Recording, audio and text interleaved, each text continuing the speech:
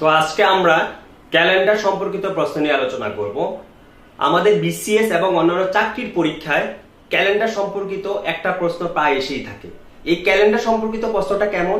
যেমন আমাদেরকে বলা হয় যে যদি 2018 সালের 1 জানুয়ারি শনিবার হয় তাহলে 2018 সালের 29 জানুয়ারি কি বার হবে, বা বলতে পারে যে 2018 সালের এপ্রিল মাসের 10 তারিখে কি বার হবে বা মে মাসের 10 তারিখে কি বার হবে। এরকম প্রশ্নগুলো আমাদেরকে করা হয়। তো আমরা অনেকেই এই প্রশ্নগুলা কিন্তু খুব সহজে উত্তর করতে পারি, আবার অনেকের ক্ষেত্রে দেখা যায় যে এই প্রশ্নগুলোর উত্তর করাটা আমাদের জন্য একটু সময় লেগে যায়। তো আজকে আমরা এই লেকচারের মাধ্যমে দেখব কি করে এই ক্যালেন্ডার সম্পর্কিত বা এই যে বারটা বের করা, ওই ডেটে কি বার হবে সেটা বের করা তা কত সহজে বের করতে পারি সেই জিনিসটি আজকে আমরা আলোচনা করব। তো আমি এখন আপনাদের জন্য একটা প্রশ্ন দিলাম যে আমি আপনাদেরকে বের করতে বললাম যে যদি 2018 সালের 4 মার্চ বৃহস্পতিবার হয় তাহলে 2018 সালের 28 মার্চ কি বার হবে। তাহলে দেখেন এই কোশ্চেনটা দেখেই কিন্তু আমরা অনেকে খুব সহজে উত্তর করতে পারি, আবার অনেকের জন্য দেখা যায় যে কি এটা করাটা একটু সময় লেগে যায়। যদিও এই কোশ্চেনটা খুব সহজ, আমরা এই কোশ্চেনটা সহজ থেকে কিন্তু একটু পরে কঠিনের দিকে করব, যাতে সহজটা মাথায় রেখে কঠিনগুলা খুব সহজে করতে পারি। তাহলে এই ধরনের অঙ্কের ক্ষেত্রে আমরা কি করব, আমাদের দেখবো যে আমরা কোন ডেটে তারা বারটা বলে দিছে, যেখানে 4 মার্চ বৃহস্পতিবার বলে দিছে, আর হলো যে 28 মার্চ কি বার হবে সেটা বের করতে বলছে। এই ধরনের প্রশ্ন দেখলে আমরা কি করব, জাস্ট দুইটা ডেটের ডিসটেন্সটা বের করব। তাহলে আমরা কি করলাম, 28 থেকে 4 বিয়োগ করে দিলাম 24। এখন এই 24 কে আমরা 7 দিয়ে ভাগ করে দিব, কারণ কি আমরা জানি যে 7 দিনে এক সপ্তাহ হয়। তাহলে আমরা যদি 7 দিয়ে ভাগ করে দিই তাহলে আমার 3 × 7 = 21, আরো 3 দিন থাকে এক্সট্রা। তার মানে কি এই 24 দিনের মধ্যে আমার 3টা সপ্তাহ কমপ্লিট হয়েছে, কিন্তু আরো 3 দিন এক্সট্রা থাকে। তাহলে আমরা এই যে যেই 3টা দিন এক্সট্রা থাকবে বা যে দিনগুলো এক্সট্রা থাকবে আমরা সেই দিনগুলো জাস্ট ওই যে যেই বারটা তারা দিয়ে দিবে সেই বারের সাথে যোগ করে দিব। কারণ কি, কারণ দেখেন যে প্রতি সপ্তাহ এসে কিন্তু আমার কি হচ্ছে ওই বারটা ফিরে পাচ্ছি। তাহলে আমি যদি 3 যোগ করে দিই তাহলে আমার কি হয়ে যাচ্ছে, আমার যে এক্সট্রা দিনটা থাকতেছে সেটা যদি আমি এই ওই বারটার সাথে যোগ করে দিই তাহলে কিন্তু আমরা উত্তরটা পেয়ে যাই। তাহলে বৃহস্পতিবারের সাথে যদি আমরা 3 যোগ করে দিই তাহলে হয়ে যায় কি শুক্র, শনি, রবি। তাহলে 2018 সালের 28 মার্চ কি বার হবে, রবিবার হবে। তাহলে আপনারা বুঝতে পারছেন, জাস্ট আমরা দুইটা ডেটের ডিসটেন্সটা নিচ্ছি, ডিসটেন্স নেওয়ার পরে সেটাকে 7 দিয়ে ভাগ করে দিলাম, ভাগ করে দেওয়ার পরে দেখলাম যে কতদিন এক্সট্রা থাকলো, সেই এক্সট্রা দিনটা আমরা জাস্ট যেই বারটা ছিল তার সাথে যোগ করে দিচ্ছি। এখন যদি এক্সট্রা 4 দিন থাকতো তাহলে আমরা বৃহস্পতিবারের সাথে 4 দিন যোগ করে দিতাম। তাহলে 4 দিন যোগ করে কি হিসাব করতাম, শুক্র, শনি, রবি, সোম। তাহলে আমাদের উত্তরটা হতো কত, সোমবার হতো। তাহলে আমরা এখন একটু সামনের দিকে যাই, আরেকটা প্রশ্ন আমরা উত্তর করার চেষ্টা করি। তো আমরা আরেকটা প্রশ্ন দেখে নিই। এই প্রশ্নটা আপনাদেরকে কি বললো যে যদি 2018 সালে 31 মার্চ বুধবার হয় তাহলে 2018 সালের 12 জুলাই কি বার হবে সেটা আমাদেরকে বের করতে বলছে। তো আমরা কি বলছি যে আমরা জাস্ট দেখবো যে যেই ডেটটা আমাদেরকে দিয়ে দিছে, যে ডেটের যে বারটা তারা উল্লেখ করে দিছে আর যেই বারটা আমাদেরকে বের করতে বলছে, এগুলার আমরা ডিসটেন্সটা বের করে নিয়ে তারপরে 7 দিয়ে আমরা ভাগ করে দিছি। তো এখানে ক্ষেত্রে আমাদের যেহেতু মাস চেঞ্জ হয়েছে সেহেতু আমরা যেই মাস থেকে শুরু হয়েছে এবং যেই মাসের বারটা বের করতে বলছে আমরা সবগুলা মাসে লিখে নিই, যে মার্চ, এপ্রিল, মে, জুন, জুলাই। এখানে দেখেন 31 মার্চ, তাহলে 31 মার্চ বলে দিছে আমাদের বুধবার। তাহলে এখানে কি অতিরিক্ত কোনো দিন থাকলো, তাহলে অতিরিক্ত দিন হচ্ছে 0। তারপরে এপ্রিল মাস কত দিনের হয়, 30 দিনের হয়। তাহলে আমরা কি করছি, 30 কে 7 দিয়ে ভাগ করে দিছি। যদি ভাগ করে দিই তাহলে 4 × 7 = 28, অতিরিক্ত দিন থাকে 2 দিন। মে মাস হচ্ছে 31, আমরা সেটাকে 7 দিয়ে ভাগ করে দিছি, অতিরিক্ত 3 দিন থাকে। জুন মাস হচ্ছে 30 দিনের, আমরা 7 দিয়ে ভাগ করে দিলাম, অতিরিক্ত 2 দিন থাকে। জুলাই মাসের আমাদেরকে কত তারিখ পর্যন্ত যেতে বলছে, 12 জুলাই কি বার হবে সেটা বের করতে বলছে। সো আমাদেরকে যেতে হবে 12 জুলাই পর্যন্ত। সো আমরা কি লিখলাম, 12 কে 7 দিয়ে ভাগ করে দিলাম। 7 দিয়ে কিন্তু আমরা কেন ভাগ করছি একটু আগে বলে দিছি, যেহেতু আমরা এই দিনগুলাকে আমরা কি উইকে নিয়ে যাচ্ছি। এখন আমরা 12 কে 7 দিয়ে ভাগ করে দিলাম, 1 উইক যায়, আর হলো অতিরিক্ত থাকে 5 দিন। এখন মার্চ মাসে অতিরিক্ত থাকে 0 দিন, এপ্রিলে 2 দিন, মেতে 3 দিন, জুনে 2 দিন, জুলাইতে থাকে 5 দিন। এই সবগুলো আমরা যোগ করে দিলে অতিরিক্ত হয়ে যায় 12 দিন। এখন আমাদের এই 12 দিনের মধ্যে দেখেন আবার আরেকটা উইক চলে যায়। আমরা যদি 12কে আবার 7 দিয়ে ভাগ করে দিই তাহলে এক্সট্রা দিন থাকে 5 দিন। তাহলে আমরা কি করছিলাম এর আগের যে প্রশ্নটাতে, আমরা যে অতিরিক্ত দিনটা থাকবে সেটা আমাদের যেই বারটা দিয়ে দিচ্ছে আমাদেরকে, সেই বারের সাথে আমরা যোগ করে দিলে আমাদের উত্তরটা আমরা পেয়ে যাব। তাহলে আমরা বুধবারের সাথে কত যোগ করব? 5 যোগ করে দিব। তাহলে বুধ, বৃহস্পতি, শুক্র, শনি, রবি, সোম। তাহলে 2018 সালের 12 জুলাই কি বার হবে?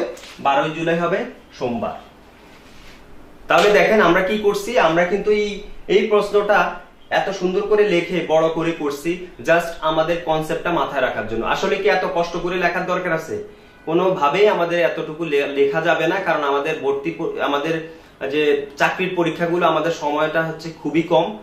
সো আমাদেরকে মাত্র 20 থেকে 30 সেকেন্ডের মধ্যে আমাদের এগুলাকে উত্তর করতে হবে। এখানে দেখেন আপনি একটু খেয়াল করেন, মার্চ, এপ্রিল, মে, জুন, জুলাই মাসের 12 তারিখ পর্যন্ত। তাহলে মার্চ মাসে আমাদের এক্সট্রা দিন থাকে না, এপ্রিল মাসে থাকে 2 দিন, মে মাসে থাকে 3 দিন, জুনে থাকে 2 দিন, আর হলো জুলাইতে থাকে আমাদের 5 দিন। তো আমরা যদি যোগ করে দিই তাহলে আমাদের হয়ে যায় 12 দিন। 12কে 7 দিয়ে ভাগ করে দিলে আমাদের আর থাকে এক্সট্রা দিন 5 দিন থাকে। জাস্ট 5কে যোগ করে দিলাম, আমাদের উত্তরটা হয়ে যায়।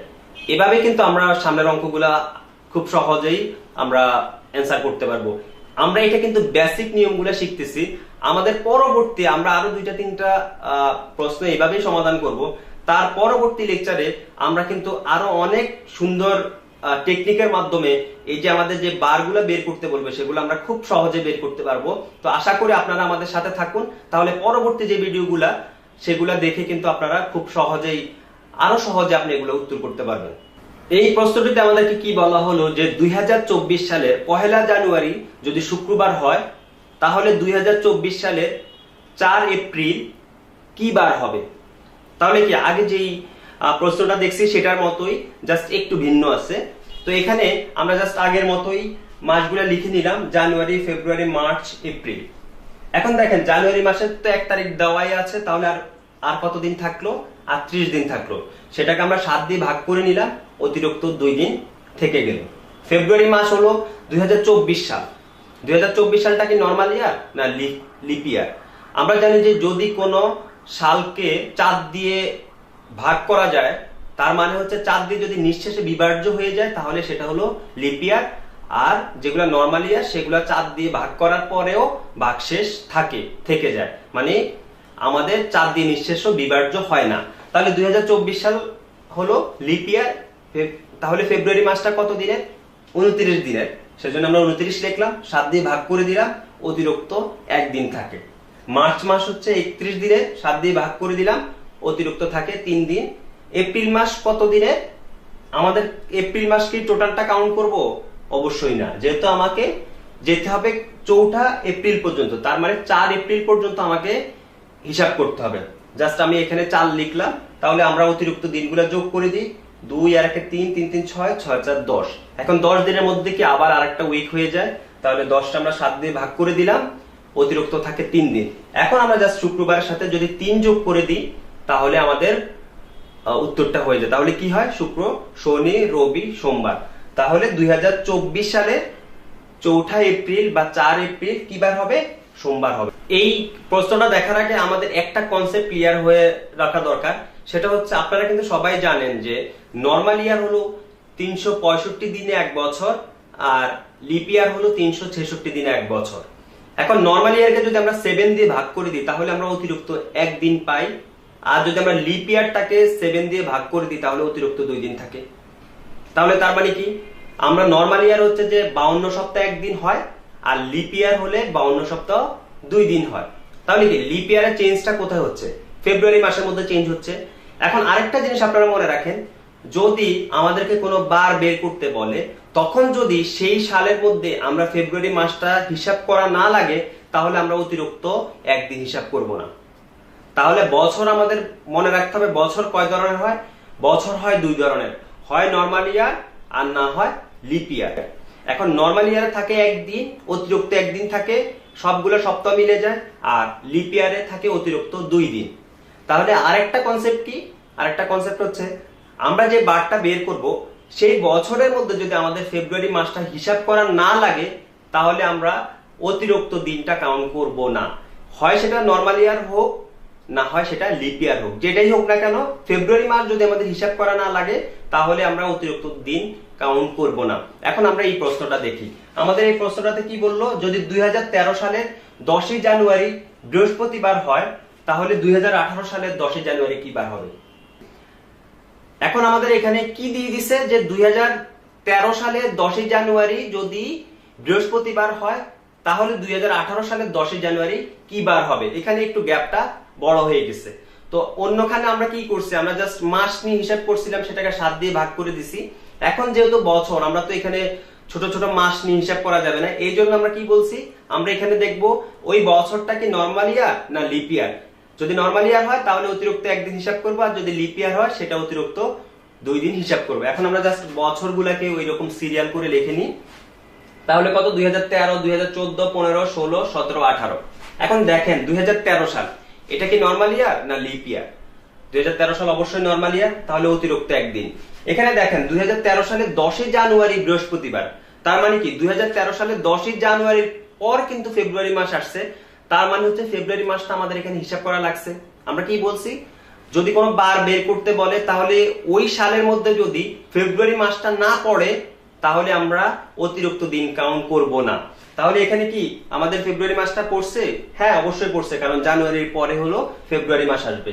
তাহলে নর্মাল ইয়ার অতিরিক্ত হলো একদিন। এখানে দেখেন 2014 সাল, 2014 সাল কি নর্মাল ইয়ার, অবশ্যই ফেব্রুয়ারি মাস অতিক্রম করছে, কারণ আমাদের আসতে হবে 2018 সালে। সো 2014 সালে নর্মাল ইয়ার অতিরিক্ত একদিন। এখানে কি ফেব্রুয়ারি মাসটা আমাদের হিসাব করা লাগছে। 2015 সাল এটাও কি নর্মাল ইয়ার, অতিরিক্ত হলো একদিন, আমাদের কাউন্ট করলাম। 2016 সাল, দেখেন 2016 সালটা কি অবশ্যই লিপ ইয়ার, যেহেতু এটা 4 দিয়ে নিঃশেষে বিভাজ্য হয়ে যায়, তাহলে লিপ ইয়ারে আমাদের অতিরিক্ত কত দিন থাকে, 2 দিন থাকে। আমরা অতিরিক্ত 2 দিন লিখলাম। এখন 2017 সাল, এখন দেখেন 2017 সালে কি ফেব্রুয়ারি মাস আসছে? অবশ্যই আসছে, কারণ আমাকে যেতে হবে 2018 সাল পর্যন্ত। 2017 সাল নর্মাল ইয়ার, অতিরিক্ত একদিন।